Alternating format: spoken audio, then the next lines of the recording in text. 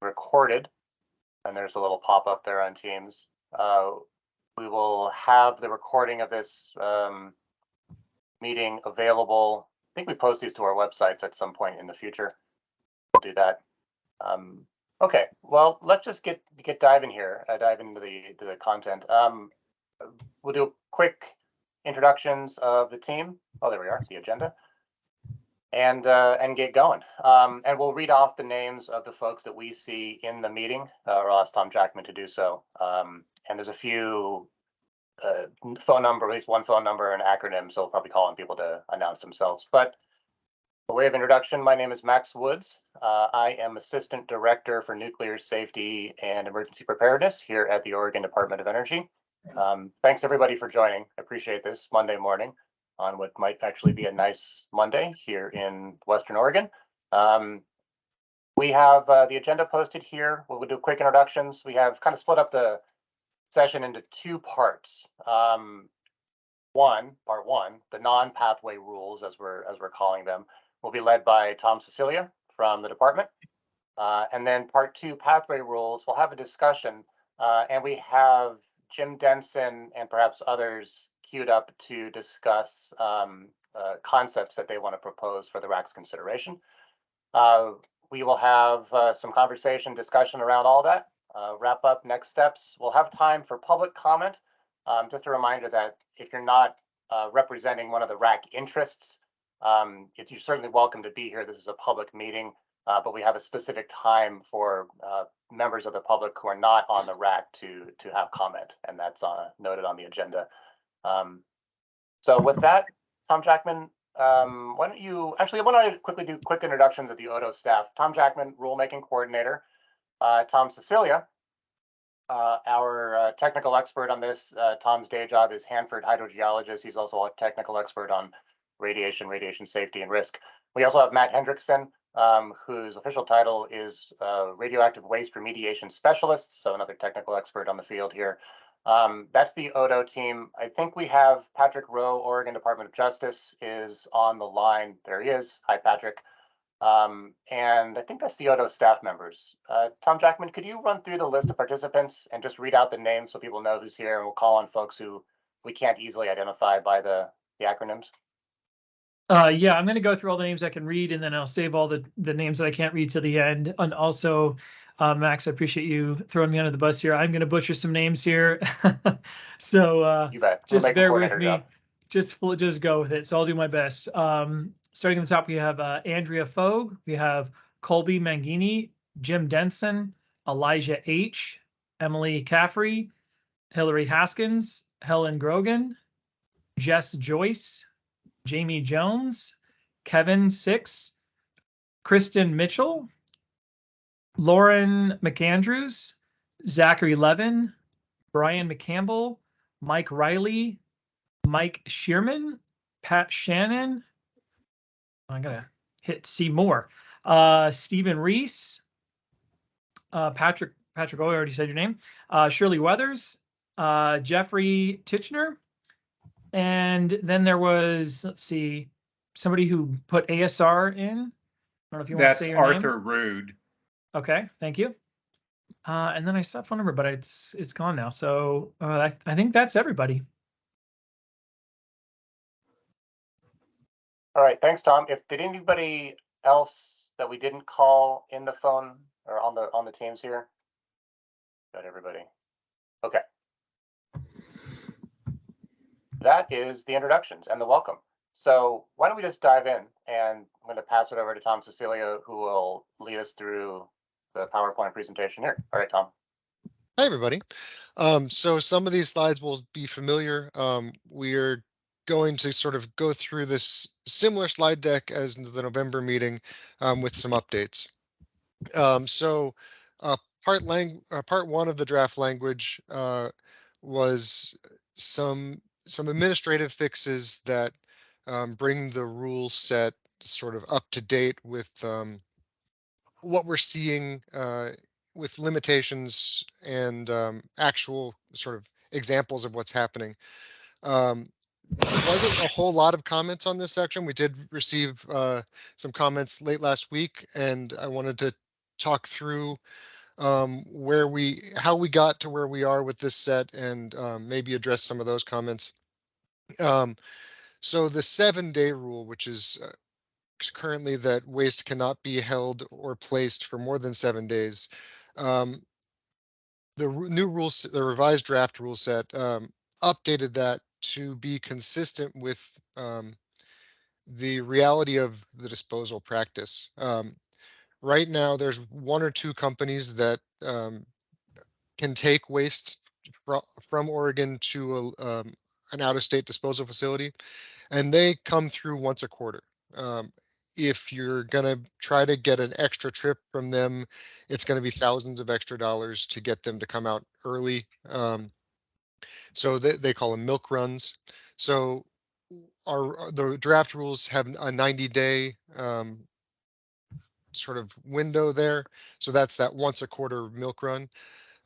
It's also consistent with like RCRA hazardous waste 90-day storage. So we thought it was a good analog.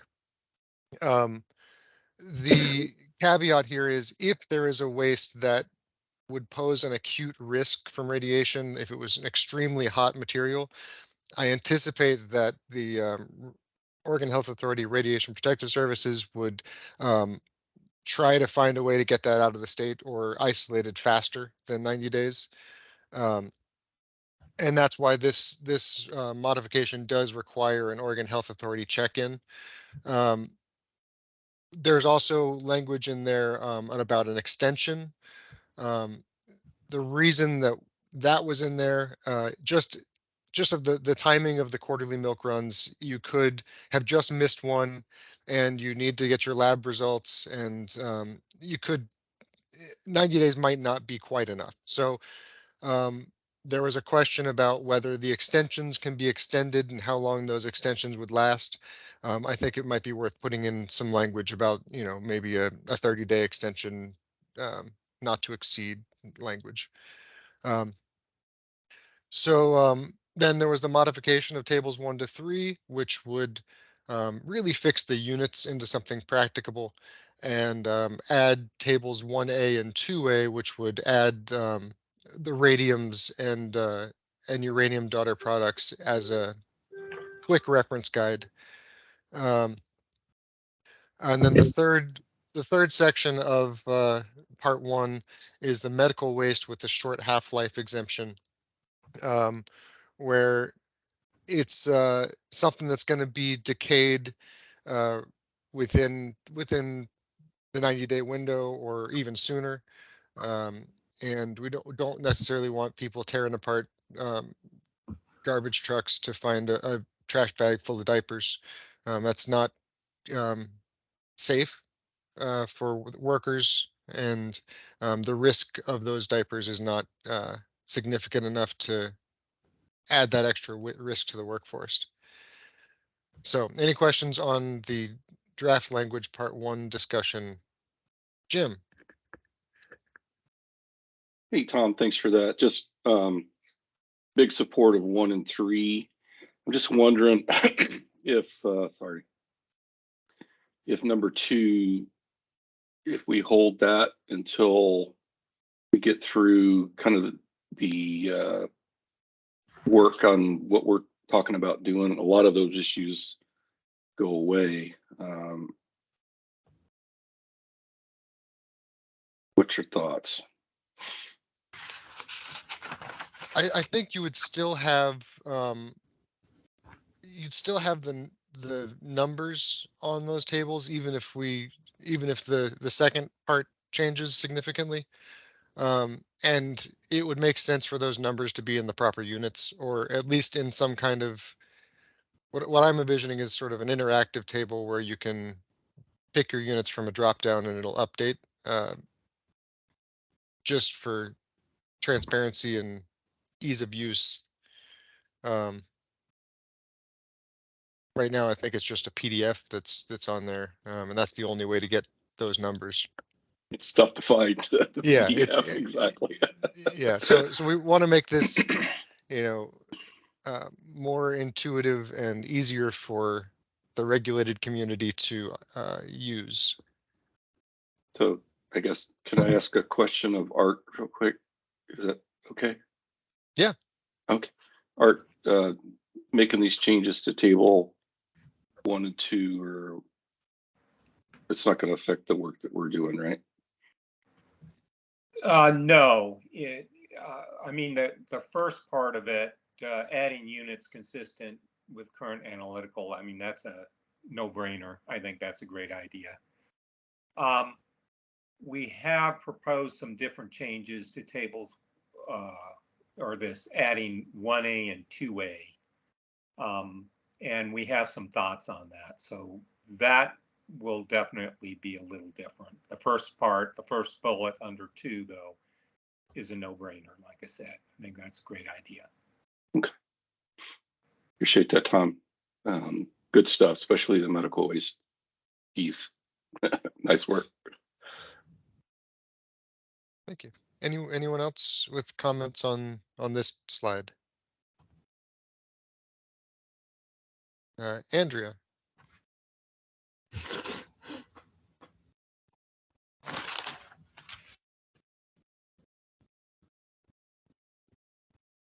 You're on mute, Andrea. Thank you. Andrea Folk, Oregon Refuse and Recycling Association. I would like to also echo the support for number 3. The radioactive medical waste has become a significant issue for our members, so we appreciate ODO addressing this in the initial issues that we're taking to FSEC. And we also look forward to the continued conversations on the modeling piece as well. Thanks.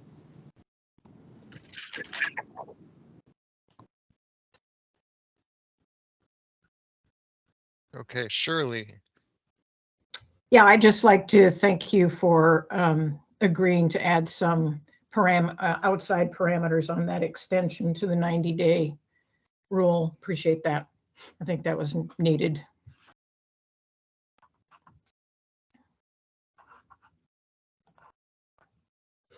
Okay, 15 more seconds, then I'll move on. Want to leave room for discussion.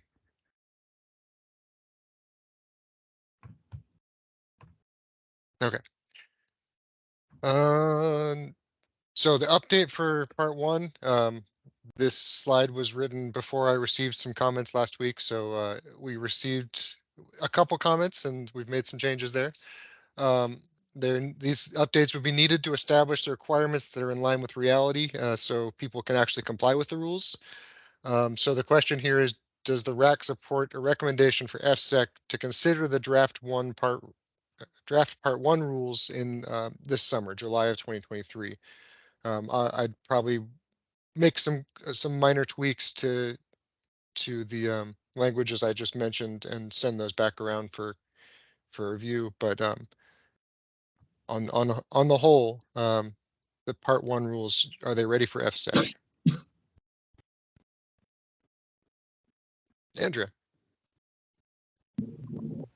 Yeah, thank you. So we are reviewing the existing language with the radioactive medical waste exemption. And so we would like some time to make sure we're working with ODO to get that to where it needs to be. So happy to participate in those discussions and just let us know what your timeframes are. Thanks. Thanks, Andrea. Hey, Tom, this is Max hopping in here. Then thanks, Andrea. I think this isn't necessarily the last call for comments right now. Yeah, we're just for the point of conversation right now on the RAC meeting, trying to bring up discussion. What I'm envisioning, and Tom Cecilia, Tom Jackman, let me know if you think differently, is after today's call, we will send out another draft of the rules with some of these fairly minor discussion points here and seek then we'll have sort of the last call for written comments at that time before it goes to FSEC.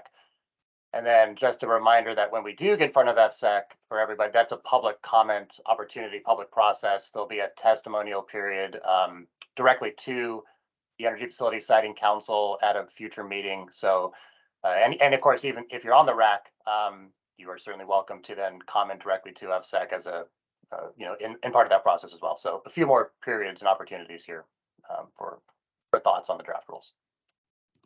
Yeah, thanks for that clarification. Yeah. Jim. Yeah, I support part one. For sure, we need to look at the language and work through all of that. The one thing that we had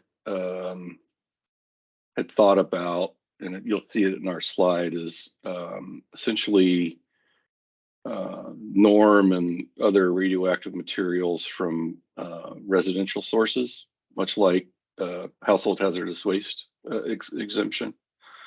One of the things that we see in other areas, especially, is when a vehicle comes in, rings the alarm on the portal. If it's from a residential source, I think it would be good to just exclude that and let it move on. What happens now is if we're sure that it's not from a residential source or whatever, we have to let it set sometimes up to 30 days, which ties up equipment, stuff like that. So I don't know. I just wanted to throw that out there. It's part of our presentation too, and if it needs to wait, it can wait, but just some thoughts. Yeah, and I think we have seen some of those come through over the past 2 or 3 years, and most of the time we're able to estimate the total activity in the material, and it falls under the table 2 exemptions, the total activity for small residential sources. But yeah, that's definitely something to consider. Jim, this is Max. Let me answer your question with another question. You mentioned right there the sort of an analog to household hazardous waste. How does that work at your facilities now, or in the industry, the disposal industry? If you get a load of you consider it from a residence, it's a hazardous material, should have been disposed of in a different way. What do you do when it shows up at the gate of your facility? If it's from a residential source, it goes into the landfill. Okay. It's excluded completely. And, in household hazardous waste, we're talking about paint cans and other things like that. One of the things that we see a lot from public residential sources is cat litter and, chemo diapers, which we're already looking at. There are some other things that come in on the residential waste stream. It just kind of more or less streamlines the issue. It comes in if it's for sure from a residential source. I think the landfill or whatever could work with ODOE, assure you that it's from a residential source, and just get it dealt with and get it into the landfill. Most of those volumes come in 45-foot trailers packed with 30 tons of trash. So digging through them is just not an option. So it's, just throwing it out there. Yeah, no, I appreciate that. I think that was the situation we've been hearing about with the diapers from a medical treatment patient coming through, kind of what you just described there. And that's where the idea for that part of the rule came in. Okay, that's something to consider. Thanks, Jim. Yeah, so the uncertainty there is we would need to be able to identify the isotope prior to just giving a blanket approval. We've had some loads that came through that were fairly hot, where someone had built a radium clock in their garage and thrown it out, and it would not have been a good thing to dispose on a landfill. So residential is a loose term, I'll say. Yeah, I think you got to either take it all or take none of it. But I agree. Knowing the isotope would be helpful for sure to figure out what it is. Okay. So we're going to move on to part 2. And part 2 is the pathway exemption. The goal here is to clarify and streamline the language and bring our pathway exemption and our limits into line with the federal standard, which is 100 milligram annual dose. We would be considering the pathways, the uptake pathways cumulatively. So right now, each separate pathway has its own standard, and they could all be 500 milligram right now, but we want to make that cumulative, and we want to add a plant uptake pathway, which ends up being a fairly large portion of the dose for a lot of the norm materials. So you've seen this slide, you love this slide. This is the reason Oregon's rules are different. And it's the slide that was presented to the legislature when we were working on the law that allowed this RAC to be formed. The Oregon regulates waste, not landfills, for when it comes to radioactivity. So the rules are designed to be protective of a waste that is spread on the ground, and people build a house and farm on it, and use the sand for a sandbox for their kids' playground, and there's no risk or no significant risk, I'll say, because there's always risk to everything. Yeah, I've gotten sand in my eyes. It hurts. But there's not a risk from the radiation to the person living on that property and eating the dirt and the water from the well. So we did receive some comments on the Part 2 changes, and there's an alternate interpretation of the way that the waste is regulated. It's different from how the agency and the Energy Facilities Siting Council have interpreted in the past, and it's different than the legislative testimony that the agency gave. And the interpretation is currently under review to figure out how we could implement it, if we could implement it as written. And it is a significant deviation from past and current practice. And just the current pathway assumes that the material is land spread and farmed on, like I said. And the if the material is above our current tables exemption for concentrations or quantity, we allow right now a pathway exemption. The pathway exemption we have is protective of human health and the environment. It does not pose an imminent risk to health or the environment. So as a result, we sort of we're just trying to bring our rules up to federal standards. We have a luxury of time right now to make sure that the updated rules are consistent with the national standards and fulfills the legislative intent of Senate Bill 246 from 2021. So just there's not an urgent need because there's a risk out there at this instant that the materials that are being disposed under the pathway could cause harm. So I want to just make sure that's clear. We're not doing this as a knee jerk to some imminent risk. We're doing this because it's the right thing to do. It's due diligence. It's we want the state to be consistent with the nation, basically. So one question to think about for the RAC today is, given the protection offered by the current pathway and disposal practices and the legal or legislative questions you're about to hear, does it make sense to keep the current pathway process and delay the final update to the exemption rules until the lawyers and legislatures have a chance to weigh in? So that's just something to think of, and we'll have a discussion after some of the RAC members have a chance to weigh in. And I think the next is we'll pass it over to RAC members. I know Jim has a presentation for everybody, and then anyone else who wants to suggest topics or sort of an open forum on the pathway exemption, I guess is what we'll do. I see Jim has his hand up, and there's something in chat that I missed. Household hazard waste stuff. Okay. Yeah. Jim. I really appreciate the department taking some time to work through this issue.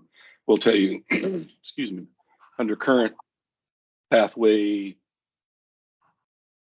rule, I guess it's a rule, under the current pathway rules, going to 100 will wreck Oregon business. So we've got to find a different way to do that pathway exemption. We do waste management and OBI and several others do believe you have the authority to enact what we're going to present. But thank you for not going to 100 and trying to make changes to the pathway exemption right now until we really work through all of this.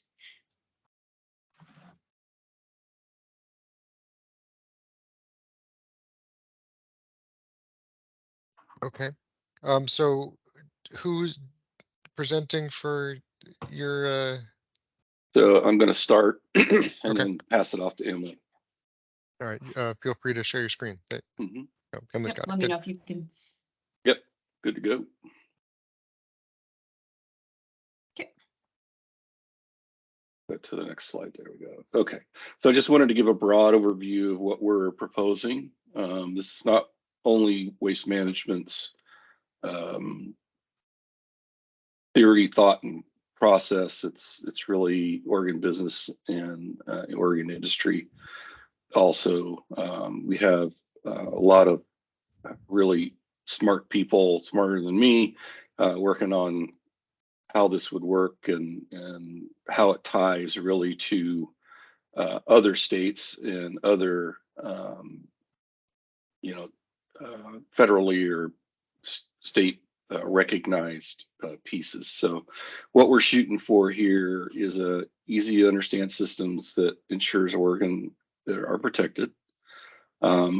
It's what we're going to propose is based in current science, as late as 2022 from the federal government.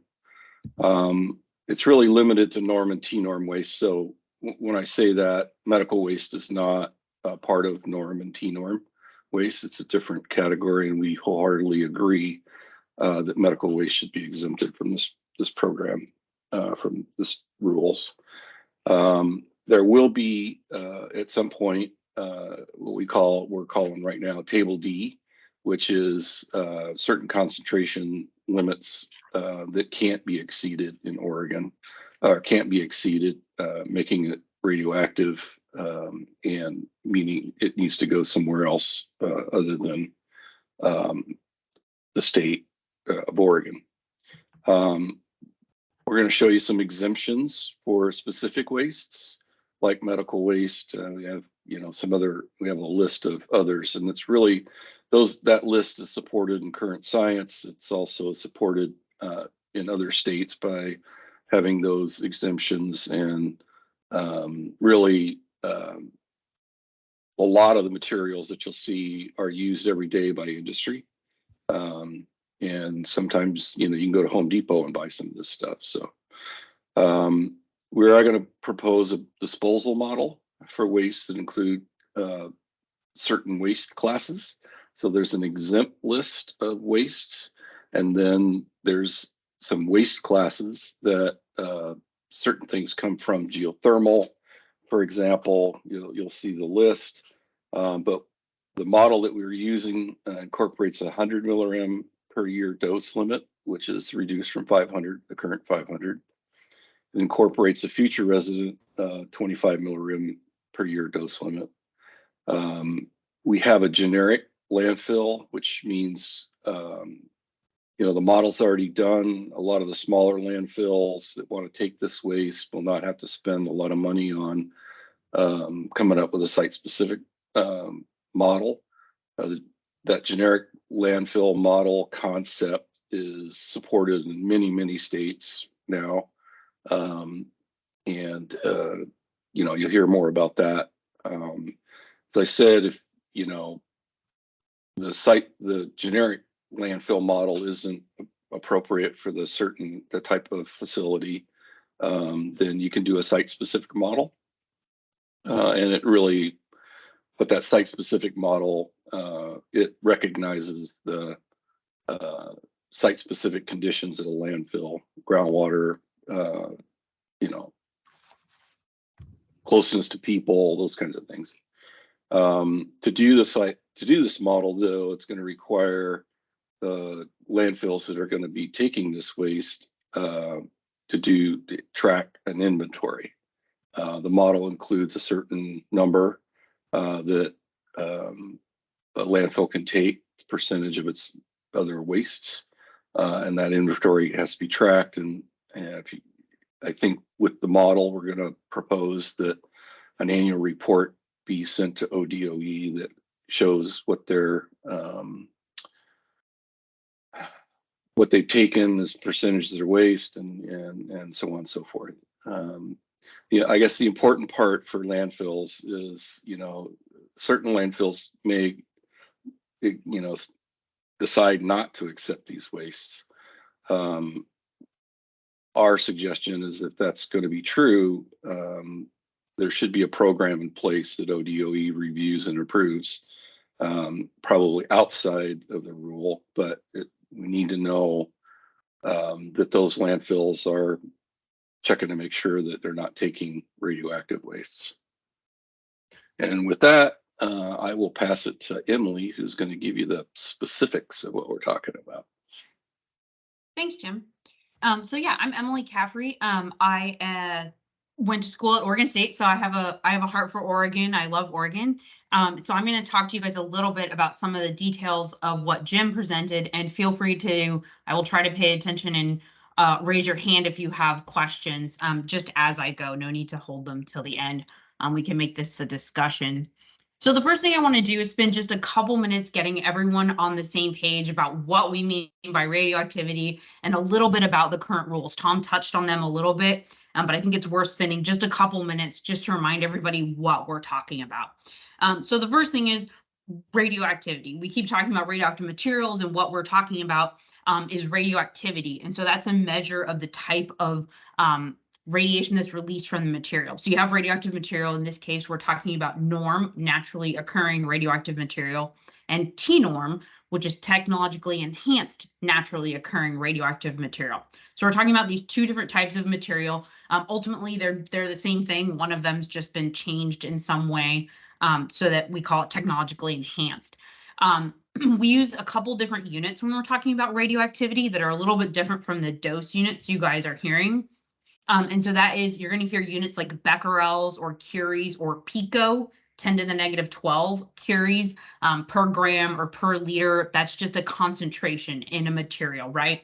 And if it's above a certain concentration, we would say it's not disposable in the state. And if it's below a certain concentration, we might say it's exempt, or we'd say you have to track it, but it's disposable in the state.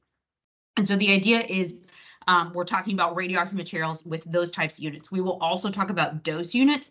And so for this case, we're going to use millirem or rem. And that is those are the standard units that we use in the US. You may also see sieverts or millisieverts, but we'll try to keep it to millirem for you guys. One important thing to remember is, again, I call this stuff norm and T-norm. You guys have heard those terms a lot. So radiation's all around us. The background radiation in the US is roughly 300 millirem per year. You get another 300 millirem per year from medical procedures that you may have, your dental x-rays, if you get a CT scan, things like that. Those give you additional radiation dose. But we all live in a radioactive world. So some of you that have bought a home, you may have done a radon test in your home. So that's by far radon, and exposure to radon is by far the largest background radiation source that we're all exposed to every day. And so you get 300 millirem a year just by being alive. So that just gives you some sense of what we're talking about when we say we're going from 500 to 100. Well, what do those numbers really mean? Well, some context is you get 300-ish millirem a year living in the United States, just on average. Some places it's a little bit higher, some places it's a little bit lower. So that gives you some context for what we're talking about here and what levels we're talking about. The US radiation worker dose limit is 5 rem or 5,000 millirem per year. So that gives you, again, some context to what we're talking about. So that's a lot higher for radiation workers than for you and I as members of the public. So how do you get exposed to radiation, right? So for radon, right, you might breathe in radon in your home. If you have a basement, it would be highest in your basement. You may see some, if you're living near somewhere where you have radioactive material in your soil, you may get some external dose from that material. If you're a landfill worker working near TNORM, you may have some external radiation dose from that TNORM being deposited in your landfill. Eventually, you may have a water pathway where some of that water, some of that material comes into contact with water way far in the future.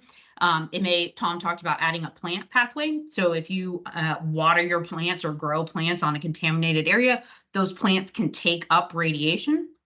And then you can get a radiation dose by ingesting those plants or inhaling particulates that come off the site as you're disposing of materials. So there's a wide variety of ways that you can get exposed to radiation. These are just some of them.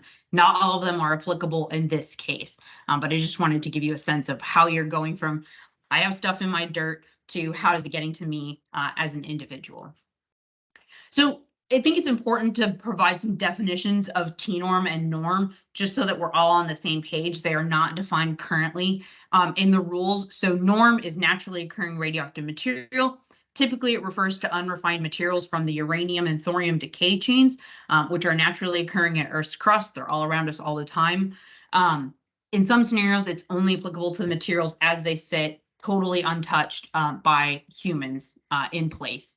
And then what do we mean when we technologically enhance it? It means that we've touched it. We as humans have touched it. We've changed it. We've modified it so that it's become more radioactive. So in some cases, that's because we're mining out certain materials from slag. So in that case, we've concentrated it because we put a bunch of radiation that's from the ground and we concentrate it into a smaller area.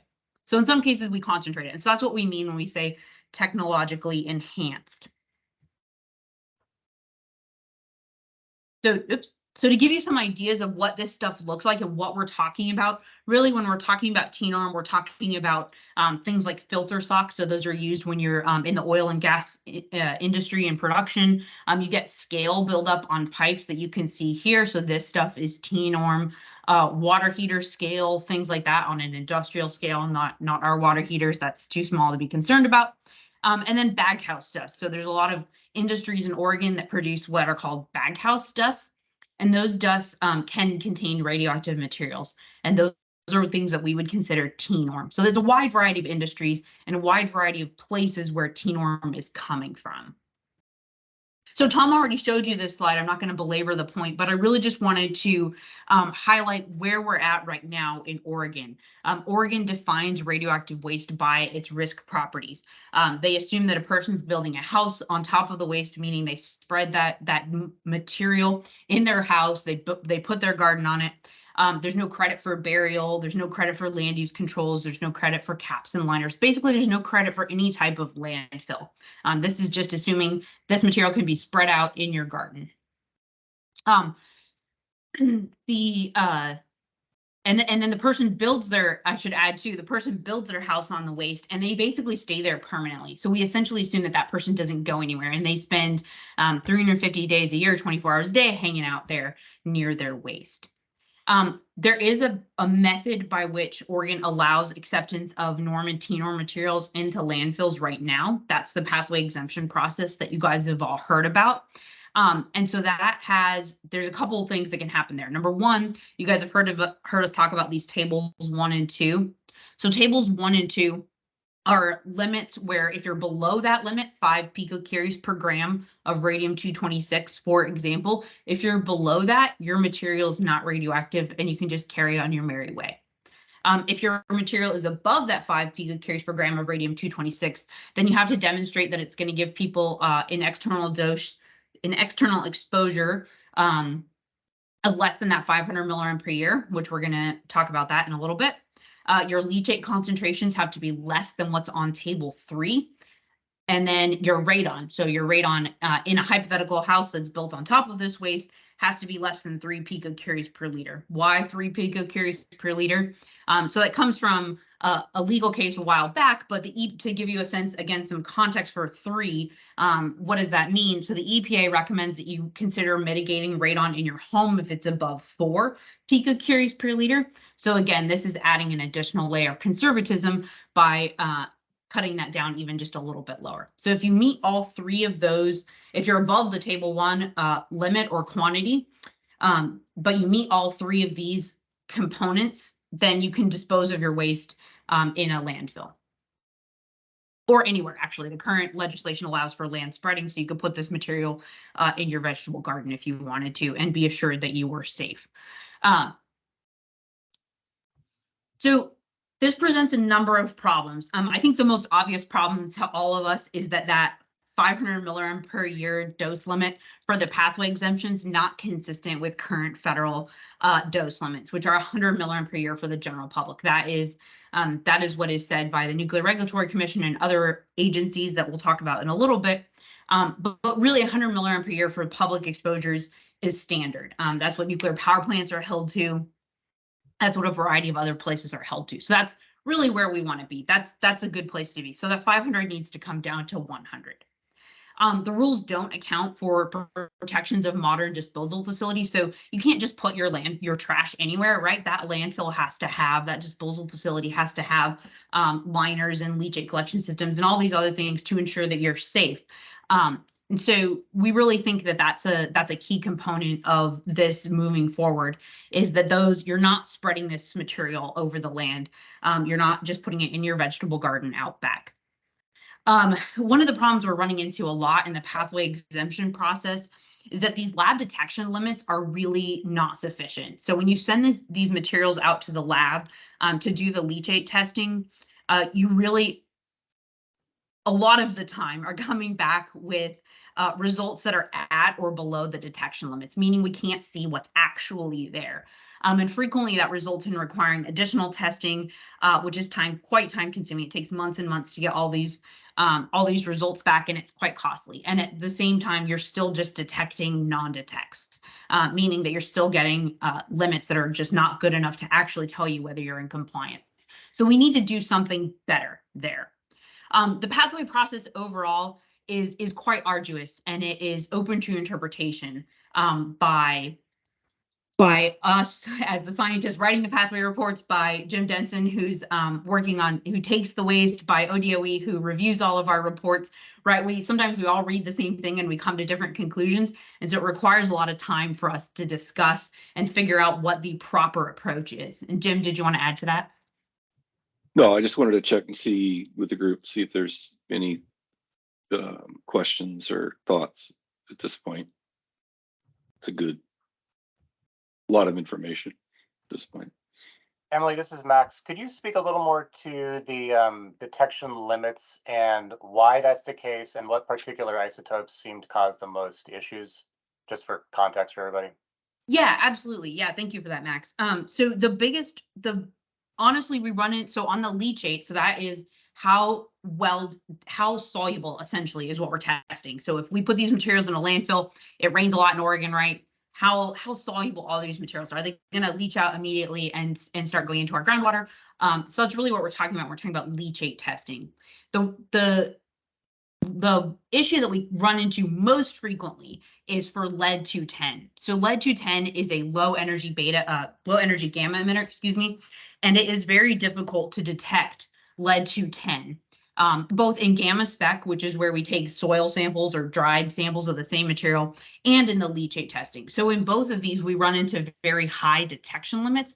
And what I mean by that is if the limit for lead-210 is, say, 10 picocuries per gram, we frequently run into a problem where the minimum amount the lab can detect is 20 picocuries per gram, right? So if our limit is 10, but the lab can only tell us if there's 20 or less, we run into an issue right there, right? Because we don't know if we've actually met the limit or not. And frequently, the lab is telling us things that are just way higher than we'd expect. I've seen lab detection limits for lead-210 as high as 80 picocuries per gram, which is totally unhelpful. And I'm using the gamma spec limits because they're off the top of my head. The leachate limits, we have the same problem. So frequently those are coming back to us saying, this is a non-detect, and we use the minimum detectable concentration instead of the actual, the estimated result, because you just can't see how much is in there. And Tom, did you want to add to that?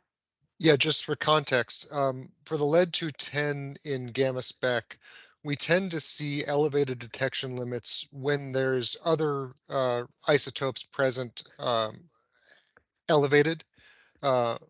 We've done probably 400 reviews of different,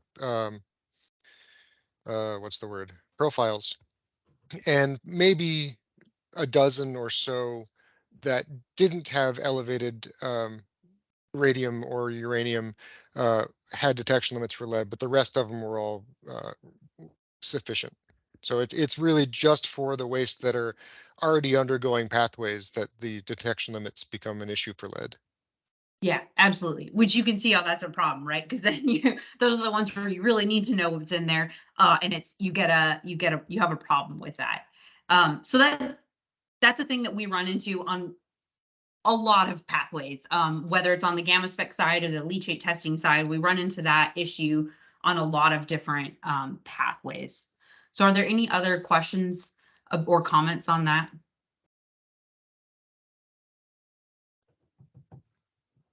Okay.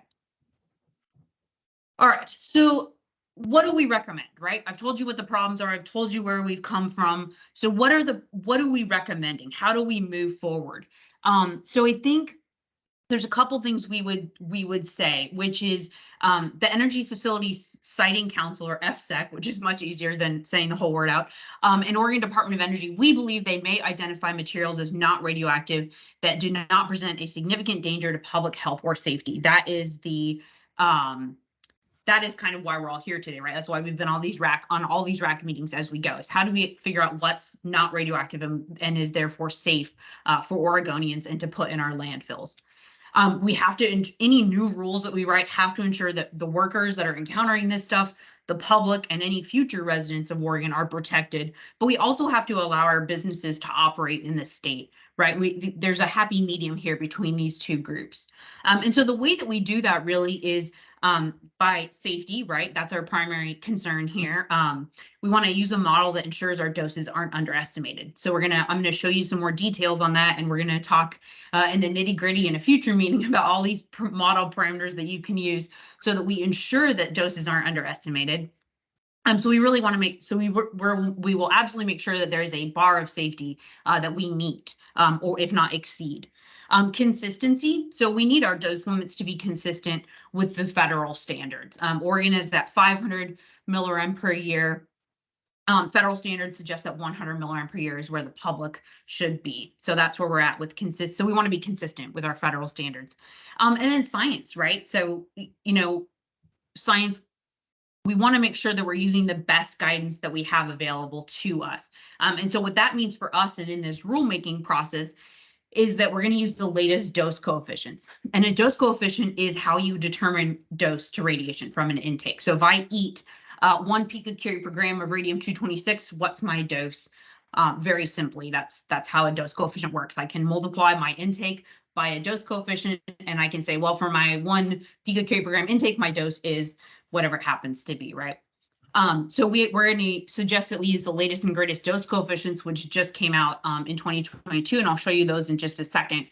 A couple of the things that I just want to say here is, Oregon's not doing this in a vacuum. We're not alone. There are 50 states, 30 some odd ones have some type of TNORM regulations on the books. So we've done a lot of background research into what other states have done and what has worked well. So using the experience of other states, Colorado, Montana, Pennsylvania, Ohio are all great examples. I think Montana's are the most recent ones that just came out, and you can look at everything that they've done. Colorado's got a great website where they outline how they have done their work. So we can use all of that information to Oregon's benefit to make sure that what we're doing is consistent with what other states are doing.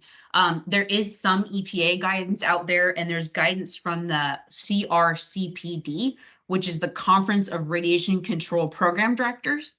And they have put out a bit of guidance as well on how to handle T-norm. And you'll see some guidance from a couple other groups as I go, but those are the key ones. Okay. Questions on that? Oh, and then one other thing I should just say real quick, which Jim touched on earlier, which is that no one is forcing any disposal facility to be required to take norm or T-norm materials. That is a disposal facility specific decision, and that would be up to this. In our opinion, that would be up to the disposal facilities that you can determine whether you want to take that material or not. And if you say no, I don't, then you would just not take it, and you'd ship it somewhere else. You would suggest it gets shipped to somewhere else in your area that does take it. Yeah, Hillary. Thank you, Emily, for everything so far. It's really nice that we're all kind of on the same playing field at this point. So I would like to say that facilities can currently reject loads when they come in. I'll put our link in the chat. So right now you can send a load back if your portal monitor goes off. The only caveat to this is that you need to know where it came from.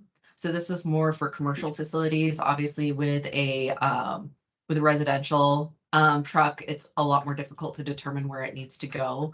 And then the other issue is for our folks who get their waste from transfer stations. So they can't determine exactly where it came from. And that is part of the problem. So some of our waste facilities would like to send the loads back to the hospital or to a metal waste facility, but since they don't register it as being radioactive till it gets to their facility and it came from a transfer station, they don't know where it is. So they do have to hold on to it currently. But every waste facility has this is like a lot of what I do is writing DOT special permits in order to send stuff back. It does have to be under a certain amount of radiation levels, because obviously we can't have somebody who doesn't know who doesn't have the driving requirements for it. But we do have this option out there currently, and I just wanted to share that with everyone. Thank you. That's very helpful. And I was going to call on you later, but everybody's talked about medical waste, so that's excellent.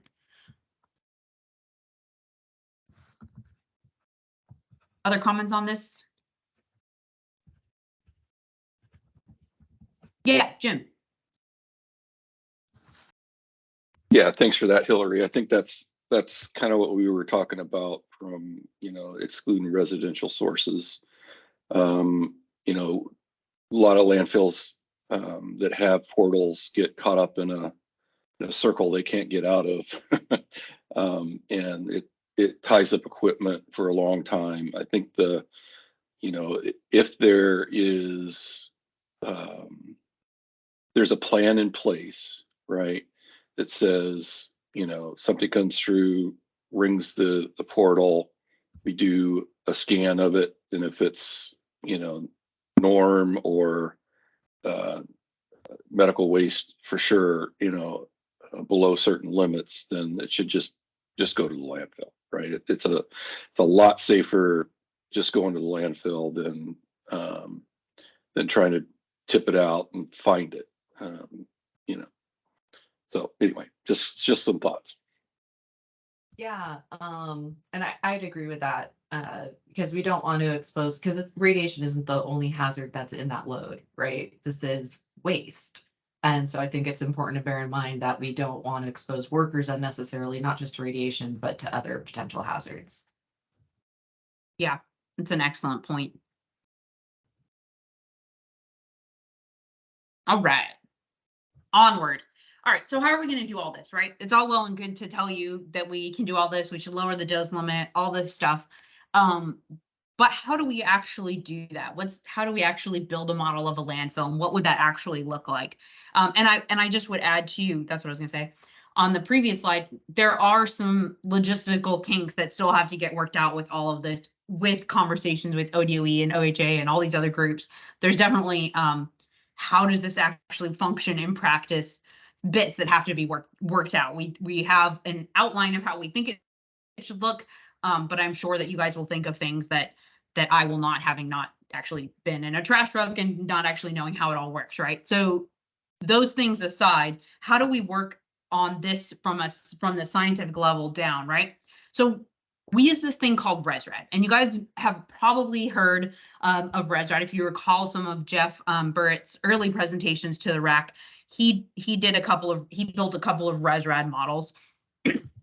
So ResRad is a family of codes that was developed at Argonne National Lab in Illinois to analyze, and the whole point, and ResRad comes from, it's RES-RAD, so residual radioactive, so RES is for residual, and then RAD for radioactive materials, that's where it comes from. And it's a bunch of different codes. There's ResRad Biota, ResRad Offsite, ResRad Onsite, which as you can see is the one we're using here. And the idea was that these codes use a pathway analysis. So I showed you exposure pathways before. So same idea. They use exposure pathways to evaluate radiation exposure and associated risk, and they help us derive cleanup standards. They're widely used in regulatory agencies. The EPA uses it, the risk assessment community, universities. It's all over the globe, actually, at this point. ResRad's one of the most famous codes. If you just Google ResRad Argonne, or probably even just ResRad, go to the Argonne lab. It's freely available for everyone. You just sign up and you can download it and play with it. So ResRad works, and it has a bunch of default values in it. So you can run ResRad and put in just 1 picocurie per gram of radium-226 and run it with all default parameters and see what you get. It can output a dose. And so the idea here is that you can use conservative input value. And when I say conservative, just for all those of you who aren't health physicists, when we health physicists say the word conservative, we mean high-sided. When I say conservative, I mean I am ensuring that you are not going to get a dose higher than what I'm estimating, right? So that's what I mean by conservative. I mean higher-ended. And so you can use these conservative input values to ensure that you're not underestimating your doses. And what we can get out of ResRad for our purposes for this modeling is an inventory that each landfill is allowed to take. And that inventory accounts for cumulative effects. So I know one of the questions that came up early on in this rulemaking discussion was, well, what about cumulative effects, right? You've accounted for that pathway exempt waste, but what about the next pathway exempt waste?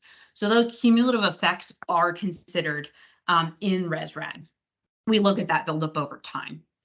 And then ResRad has this nice feature where it comes with dose coefficients, but we want to use the most current dose coefficients. So both the EPA's FGR 15 and then the DOE standard 1196, both of those are dose coefficients from the federal government, and those were both published in 2022. So those are the latest and greatest dose coefficients, and we've compiled those and uploaded them into ResRad to use those dose coefficients. So we're going to look at 2 different things here. One is the current disposal facility worker. So this is the guy that's working at the land, or girl or person working at the landfill that's coming into contact or is nearby the T-norm waste as it's coming into town. So you can see my little cartoon person here. There's some type of heavy equipment that's bringing a truck comes in and brings the equipment in, and a heavy equipment moves it around depending on the type of landfill, moves it around and puts it in the ground, right? So how does that person get exposed? Well, external exposure, right? Just from being near the waste, physically near the waste, they get some external exposure. They could also, if you think about if that worker is wearing absolutely no personal protective equipment, right? They could inhale some soil or dust that gets blown up in the air, and they could ingest some particles, right, through their nose and then swallow it into their intestinal tract. So those are really the primary exposure pathways for the current worker that's standing at the cell while this disposal is occurring. So we would apply a dose limit of 100 millirem per year to that individual. That individual is our most exposed individual. We are assuming they are wearing absolutely no protective equipment, which is true at some landfills and probably not true at other landfills. And we want to limit that person to 100 millirem per year. And again, that 100 millirem per year is not something we just invented. That is something that is consistent with current federal regulations, guidance from all of these other alphabet soup of agencies that have come out and said 100 millirem per year is where you want to be at for the public. So I encourage you you can Google any of these international or regulatory or advisory bodies I've listed here to get some idea of what we're talking of, where those are coming from. But again, didn't make it up. So that is, and specifically that 100 millirem per year in this case for oil and gas or for T-norm materials is coming from the ANSI standard N 13.53, which was revised in 2016. And so that is where you're getting the 100 milliamp per year for this particular standard. But again, that's what nuclear power plants are held to in every other place that produces radiation or has radiation that's limited to 100 milliamp per year. Jim, did you want to add to that? I was going to say the links to those documents didn't make the presentation, so we probably want to send those out later so people can go through those if they want to. Yeah, definitely. Yeah, it's in the comments of the slide. So that's the current person. Okay, so the current person doesn't live on the site, right? Because you can't live on top of a garbage dump. So where does that come into play, right? So that's the next thing that we consider. So part 2 of this is we've got our current worker that actually exists, but we also need to think about what happens when this site closes. And in 100 years, we've lost institutional control because we've all forgotten that was a waste dump that accepted TNORM. And we've all moved on. The robots have taken over or something, right? So what do we do then? So the way we protect then from those future people is to consider a future hypothetical resident. And that future hypothetical resident you'll see 3 of the same exposure pathways as the current worker. So that is external exposure, the ingestion of soils on accident, breathing them in, and inhalation of particulate matter, eating soil and inhaling soil, right? Both of those, ingestion and inhalation. There's 2 other pathways in particular that the future hypothetical person is assumed to have. One is water ingestion.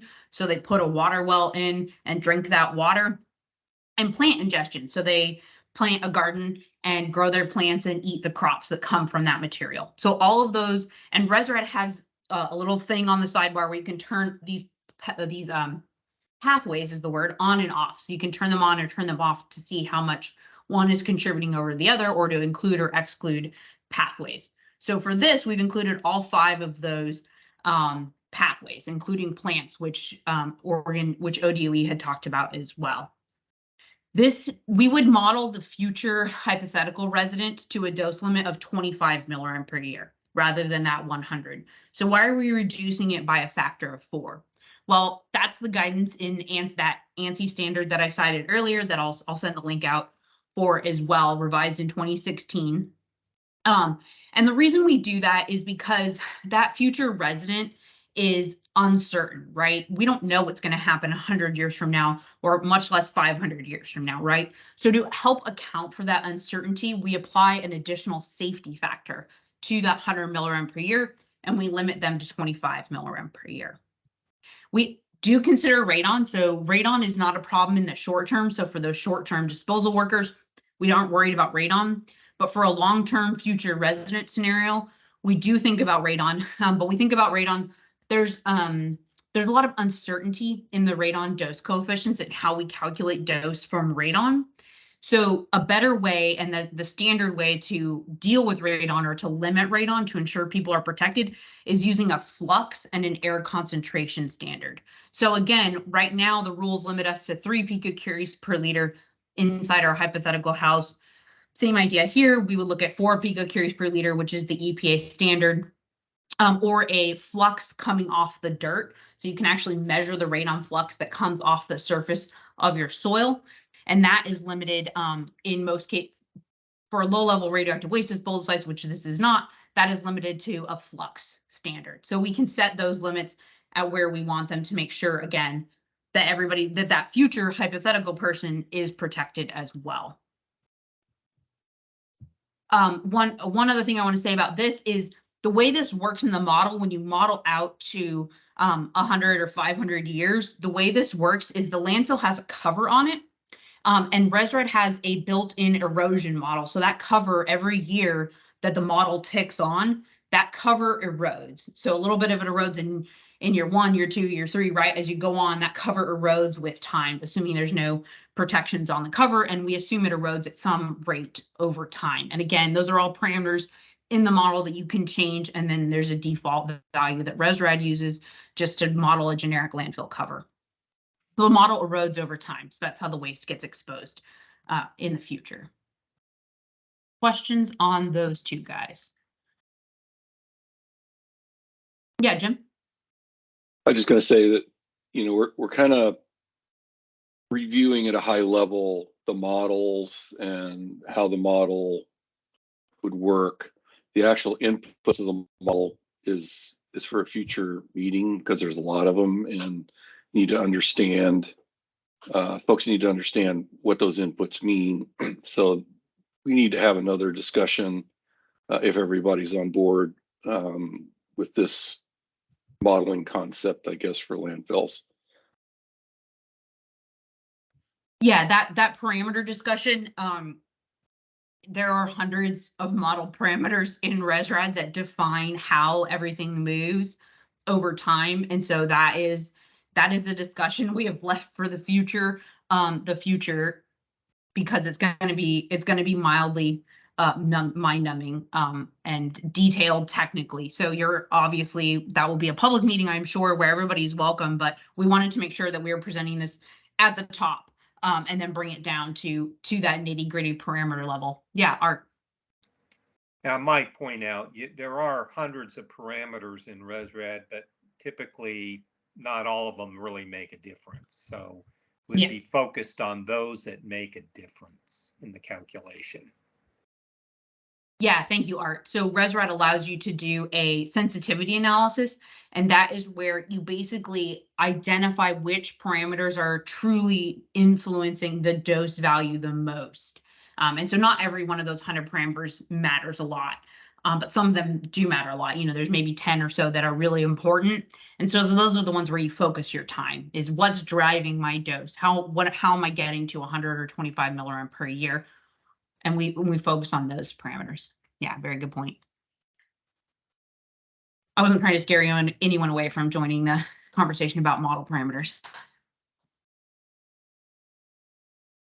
All right, so how does this work? So Jim alluded to two things, a generic facility and a site-specific facility. So a generic facility would be one where it models a standard Oregon landfill. And that is where we use standard Oregon averages for precipitation, so how much it rains, the thickness of the waste, and the cover over the waste. We would use default or standard reference parameters, which are default values in ResRad for solubility, ingestion, and inhalation, so how much I breathe, how much I ingest dirt-wise every year. EPA has all of that figured out. Plant and animal uptake factors, all of those things are default values in ResRad. And they're conservative, meaning they're high-sided, so that we ensure doses are not underestimated. So I eat a lot more plants in the ResRad model than I actually eat in real life, just to give you an example. And the output of a standard disposal model is an activity inventory per landfill that's allowed. And so that comes out in, again, our fund units. That would come out in curies or picocuries, or you could do it in the SI unit, which is a becquerel. But the idea is that you would track these key T-norm radionuclides. So radium-226, thorium-232, and uranium-238 being the key ones we talk about. So each landfill that wants to take T-norm would track those materials. Jim. I just wanted to say that this model is not something that we made up, right? Other states have used this for, Pennsylvania for a very, very long time. So, Andy unfortunately wasn't able to be on the call with us today, but he's been through Andy with Permafix as part of our team. He's been through several state implementations of these types of models and how they work. So we didn't make it up, I swear. Yeah, absolutely true. Jamie Jones. Hi, yeah. Has any of this taken into account the very small landfill exemptions in the eastern region? Have you guys thought through that process? And standard, there's huge differences between the west side, right? And so, I when running through the model, I'd prefer a worst case scenario versus a standard scenario, and to see those differences. And if there is a difference, let's because the very small landfills, they don't have a liner, right? They don't have they don't have plastic in them. They don't get cover every day. And so that's way different than what's happening out at Arlington or, elsewhere in the state. So just something to keep in mind. And wanting versus, yeah, that definitely needs to be discussed because they still fall under the subtitle D landfill. Like there's still a subtitle D landfill. They just don't have the liners. They have exemptions for that. So yeah, absolutely. No, that's a really good point. And I would say two things. One is there's a standard by which if a landfill or disposal facility is going to take TNOR material, there's a set of criteria that they'd have to meet to begin with. The second thing I would say is landfill size does matter a lot. And so that is something we would discuss a lot further and in a lot more depth as we go, is how do we account for landfill size? A giant landfill versus one of these very small ones. That's actually quite a sensitive parameter. So it's something that warrants further discussion. Jim, did you want to add to that? Yeah, I just wanted to ask a question. Jimmy, do you think these folks are taking industrial wastes? You know what my fear is that they're really close to the border, right? Okay. Yeah. So what they do now versus, and so very small, that they have to be below a certain amount a day, right? But they could get one big load of something. So we just need to think through that and make sure that we don't accidentally create an incentive for these small towns to take a giant load of very, Yeah, there you go. Yeah. Okay. Agreed. So that's where I'm coming from. That's all. Okay. No, yeah, I think that's really valid. I hadn't thought about very small landfills and how I think there are ways that we can protect those very small landfills. Right. I've got some ideas of exemptions, but it's like who and where and what set of rules needs to handle that. And yeah, so yeah, I mean, we definitely, I mean, we're crossing paths with 3 different agencies here, right? DEQ, ODOE, and OHA. So yeah, that definitely, that's a really, really good point. We definitely need to spend some time with that. Thank you. Thanks. Excellent. Other comments on our generic landfill? All right. So the other option that Jim alluded to is that you can do a site-specific landfill. So if you are a big facility and you do want to take TNOR, then we can build you a site-specific landfill. And what do we mean by site-specific? What's the difference between a site-specific and a generic landfill? So there's really a couple things that are key parameters that change for a site-specific model. One is the thickness of cover. So some landfills may put a lot more cover over their materials regularly than other landfills. And so the more cover you have on top of your TNOR material, the less radon, for example, that makes it to the surface to give you a future dose, right? It's just how far does the radon have to travel through the dirt to get to a future hypothetical resident? That parameter matters a lot. So how much cover is there? The environmental setting. So Oregon is known for being very wet, but we all know it has very dry areas as well. And so your environmental setting may matter a lot. The more rainfall you have, the more potential to leach your radionuclides over a very long period of time. These things aren't very leachable, but if you give them enough water and enough time, you might see some more leaching versus the very dry area, right, which doesn't have rainfall. So you're not really concerned about that parameter value. And again, we used an average for precipitation across all of Oregon, which is a very different value than you may see at Arlington versus down south, for example. And then, of course, the one thing that Jamie touched on perfectly, which was your disposal facility size, will obviously impact how much inventory you can take and meet these standards. So that your facility dimensions and ultimately it comes down to your total volume of waste that your landfill can accept. That will change your inventory that you're allowed to take. So we can also build site-specific models that take into account these different things that will allow your landfill to pick up to change their inventory limits. And again, it's the same output for a generic landfill and a standard landfill, and that is that it's an inventory, and you just have to track that inventory because you're going to set an inventory limit that says I can take 1 curie of radium-226 and that's it. And so you track everything that comes in to make sure you're staying below that value. And I just made that number up just to give you something more specific than some inventory.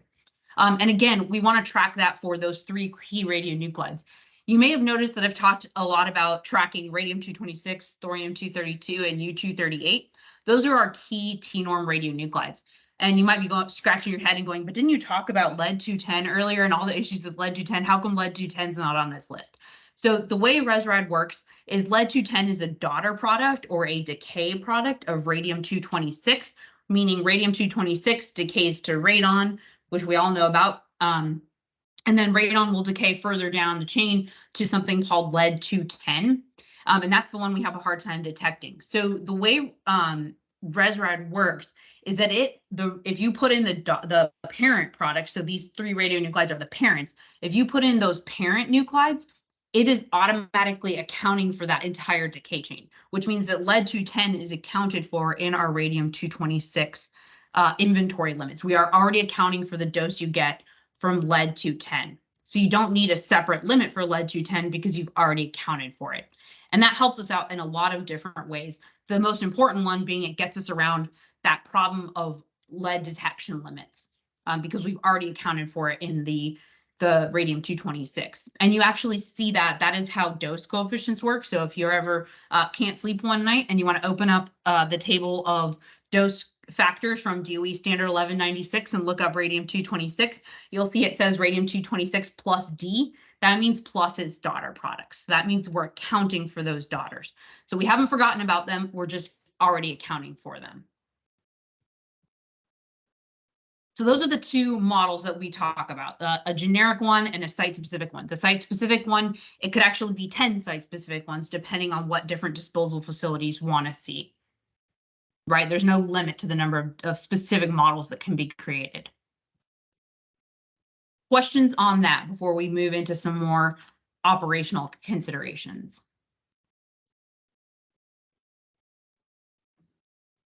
All right. All right, so this was alluded to, and this is where there's a bunch of footnotes. So again, I'll send this out to Tom Jackman. Yeah, I'm just, for my own curiosity, I don't want to derail things too much, but how are the waste management tracking the radiation? I mean, is it just like samples and then you're prorating that out to the larger amounts, or yeah, I guess I'm just curious if we're setting limits, how would we ensure those limits are being met? So do you mean if we set an inventory limit, how are we sure that limit's being met? Yeah, I'm just curious how a theoretical inventory limit would be met. Like, oh, we're okay as long as we're under this number. How would we know? Yeah, it's a great question. The So waste management or the state of Oregon, ahead, how would we know? Yeah. Yeah, so landfill A would be assigned its inventory limits either based on a generic or site-specific model. Landfill A would say, okay, here's your inventory limits. So landfill A would go on conducting their business, and then Joe and Mark come in, and Joe and Mark have some T-norm they want to dispose of. So it falls under one of these lists where they have to get it tested. So they get their material tested. It's under the maximum limit, which will be table D in these slides, just because we don't want to mix them up with 1 and 2. And it's above table C, which we'll talk about in a second. So it's in this zone of where we need to track it. So then they have 1 ton of material that's at 10 picocuries per gram of radium-226. And so landfill A would take that material and put it in their inventory tracking system so that they know we took 1 ton of material at 10 picocuries per gram radium-226, and then you'd convert from grams to tons because I can't do different because I'm mixing units. No, I got you. You convert that over, and it would be a check. So then that check would happen before the material actually goes into the landfill, right?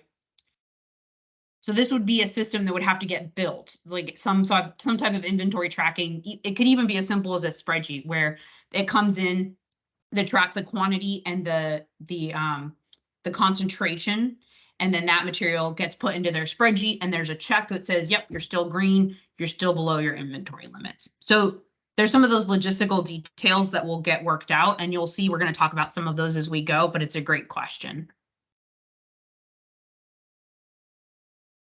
All right, so we'll come back to that, and if I haven't answered it thoroughly enough by the end, we'll come back to it. All right, so we've talked a lot about T-norm and norm and what we're talking about. We've talked a little bit about what we're not talking about. So we would propose a set of exclusions to these rules based on a variety of different, you can see these footnotes or these superscripts here, those actually reference to specific documents. And again, I'll provide all those links for you. So medical waste, again, medical wastes are short-lived. That's not what we're talking about here. Those are regulated separately and dealt with separately.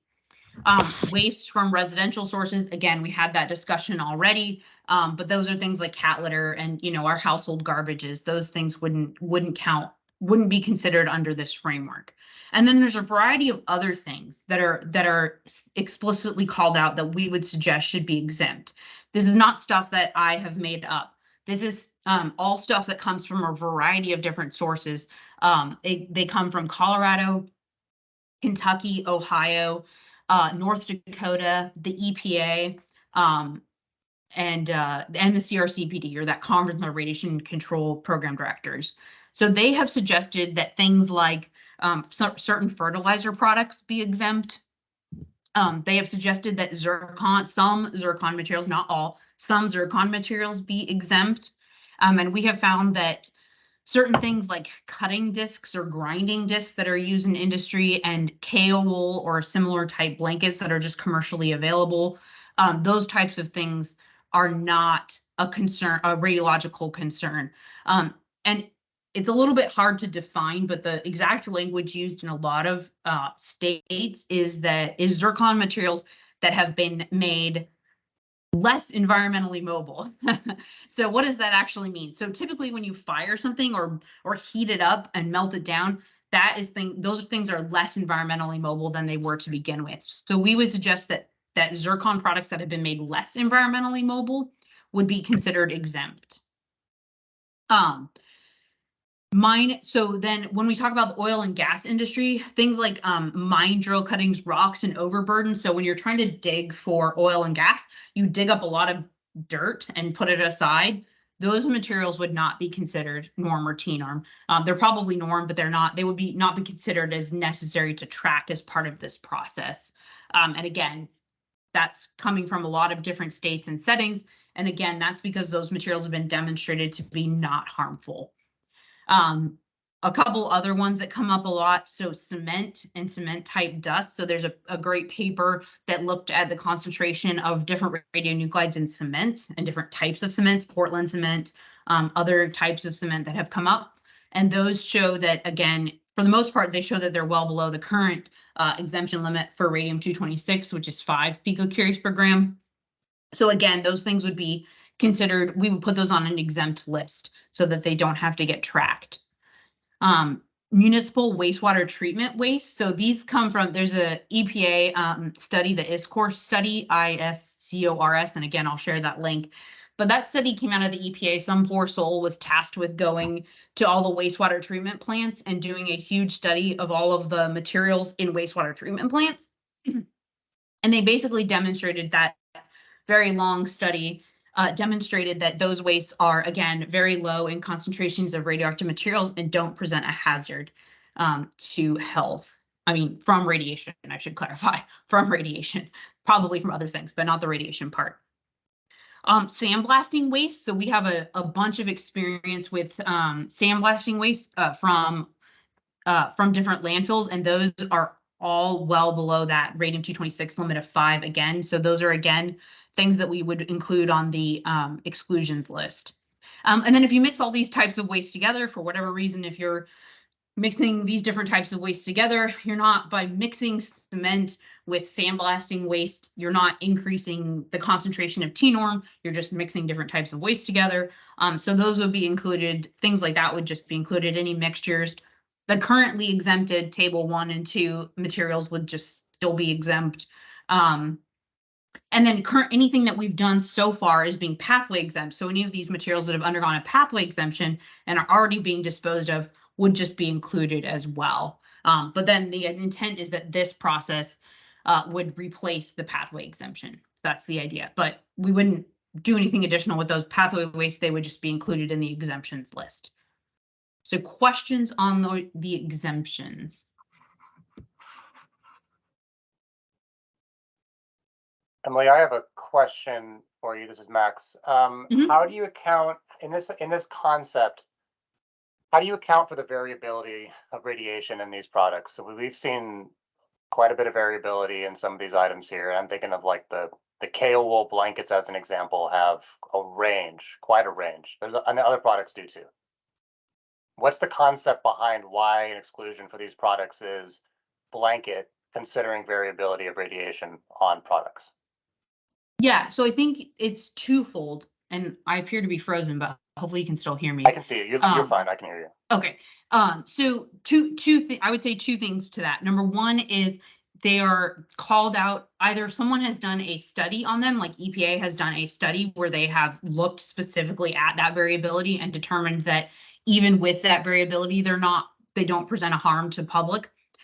Or we have enough experience with them. So things like the cutting discs or kale wool, once it's been fired, is very unenvironmentally mobile, which is a weird way to say that. But so it's either someone has done a study on it, and so we know doesn't present a harm even with the variability, or we know that, or from our own experience, we know that they are not harmful to the public.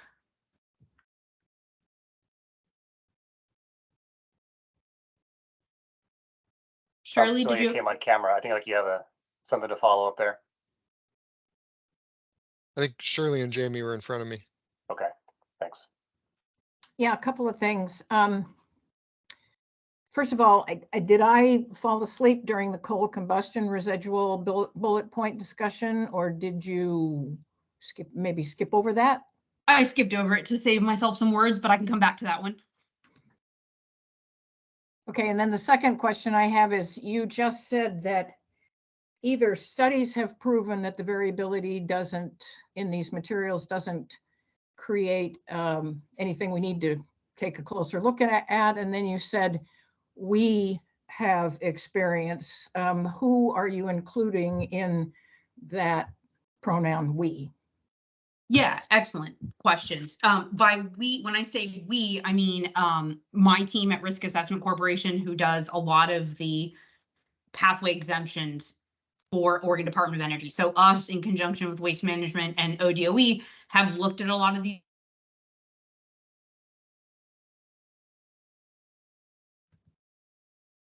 I think you're frozen. Uh-oh, now you froze up, Emily.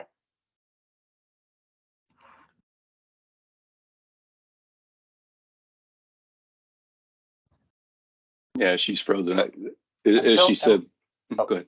Go ahead, Jim.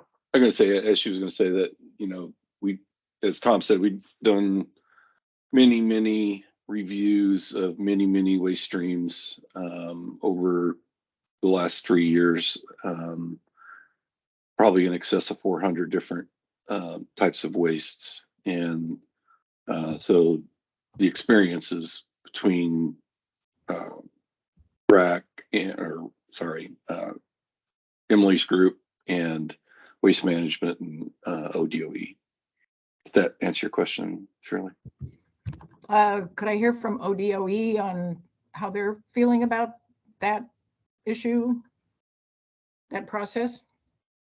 Are you finding, is Odo finding these same kinds of variability not to be a problem in the discussion among the three of you, of the groups you just mentioned? I mean, at this point, we have had examples of a lot of these materials that have received pathway exemptions. I don't feel comfortable at this point doing blanket exemptions for any of these materials, because that's not how our rules work at this point. I think if this concept were to move forward with Department of Justice and legislative approval, we would be at a point where we would have to set up a new rulemaking advisory committee to determine a rule set for landfills, which is something that Odo has not regulated in the past. It would likely result in the hiring of an additional staff or staff persons, at least one full-time employee, which would have to go through the legislature for budgets and This would not be a fast process. And yeah, I don't agree with the idea of blanket exclusions at this point, just because I've seen variability. But that doesn't mean that with more data and more conversation, we couldn't get some of these things off the list. I also am interested in hearing how whether or not this exclusions list would be included in the total from the landfill. Because we've seen some zircon products that have, you know, a fairly high concentration of radium, and that would count. Would that not count towards the total landfill limit in the model? Yeah, at this point, they're excluded, so that would not count. But as you said, we can talk about all of these. Yeah, and I'm sorry, Teams is always dropping me off. So I would say that this is our first cut at what we think, based on what we know, should be excluded. We fully are aware that this requires a lot more discussion and consideration. We were certainly not expecting that anybody would just be like, great, all these are exempt, let's go on our merry way. We are more than happy to have additional discussions around all of these because we know that there's a lot of variability. So I don't know who was next, Jamie or Hillary? Jamie, why don't you go? And then we'll have Hillary dive in. Okay, thank you. So about the residential sources, kind of like in the HHW example, it's only exempt if it's something that someone typically generates, right, from a household. And residential is kind of a tricky term. So let's say you have for HHW, right? So let's say you have a business out of your house. And so any hazardous waste generated from that business that exceeds like other exemptions, right, in rule, would be like a hazardous waste. And so is that the approach you guys are like talking about for the residential sort of thing here, where it would be, you know, because you've got those clock examples, and then there's that guy that took all the Fiesta ware and ground it down and put it into like a jar, and wanted to use that, you know, around landfills so that 100 years from now, everybody knew a landfill was there, right?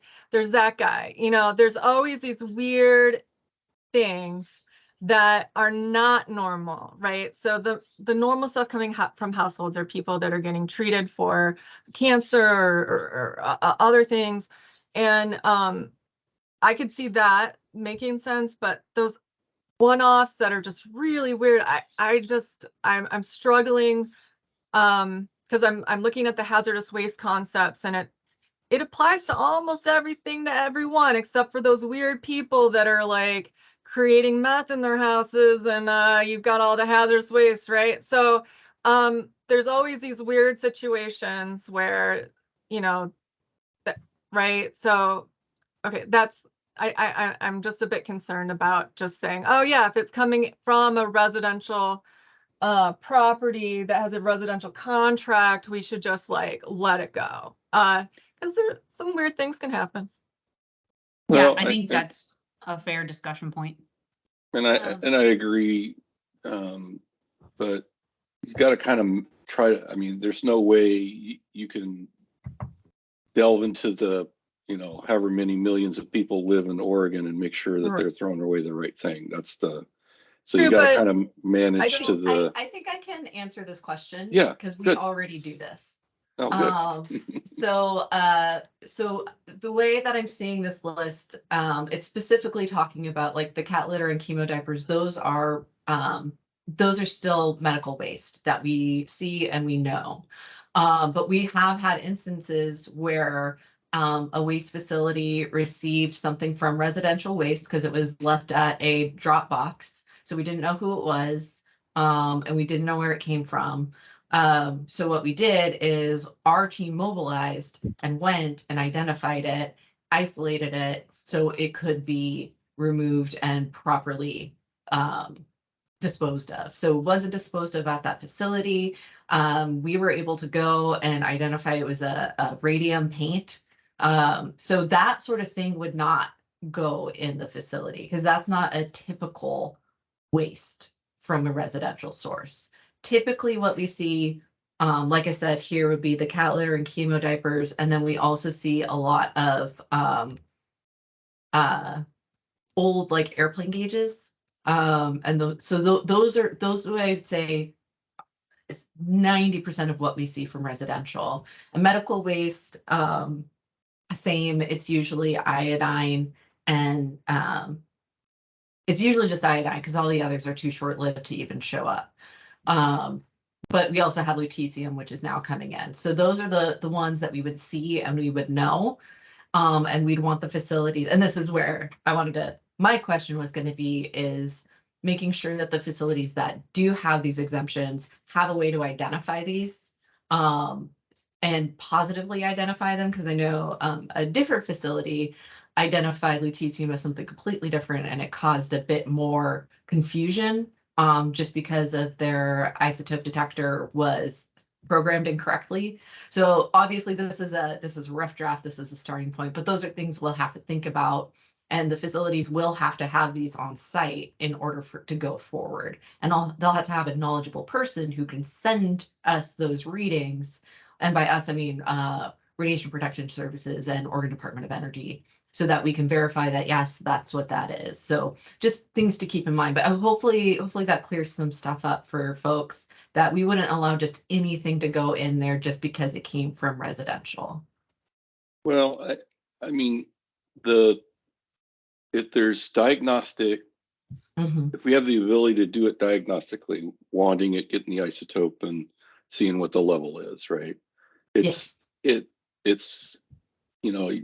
such a small portion of the overall waste stream and the exposure to folks. I think, as I said, we get whatever, we mean waste management, get whatever y'all throw away, right? Whether we like it or not, we get it. So the issue, is it kind of what someone said earlier in an earlier RAC? Is it more unsafe, or does it cause more risk to go digging for something to try to find, 5 pounds of cat litter or an airplane gauge, in a 30-ton load of trash, right? Or is it just safer knowing that landfills provide protections to go ahead and just dispose of it, right? We had some radium discs from World War II, that were used extensively by the military to light runways, right? And ultimately, those were, when we found them, right, they were very high. They weren't just normal I mean, they were high, right, as far as exposure rate goes. And so that there needs to be, I think, some, if it's below a certain level, then we're probably okay, right? But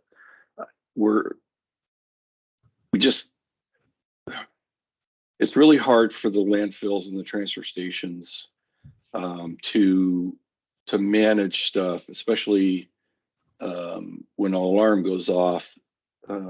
If we don't have a way to not let a piece of equipment sit for 30 days waiting for something, right? It's looking for a little more streamlined, is what I'm saying. So.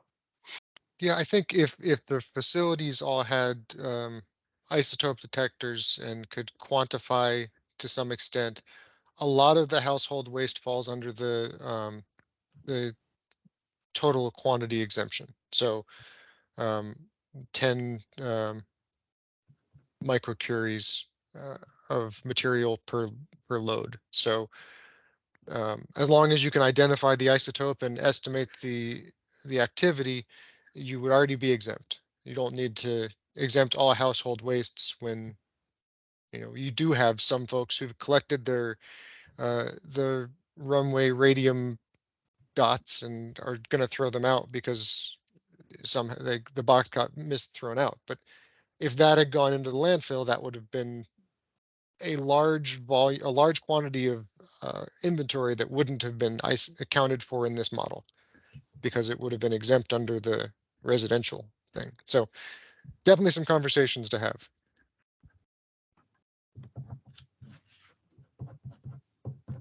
Absolutely. Yeah, we agree. And we realize that this is not intended to be a final list. And we also realize that it's going to be hard to just throw blanket exemptions on a lot of things. So this is our starting point of where we wanted you to start thinking, and for future discussions. And real quick, I just want to take a look at the time here. We had a break scheduled for 10:25. We ran through that. We have public comment coming up that we can't run through. So if people need to take a break before we continue this conversation, maybe we should do that.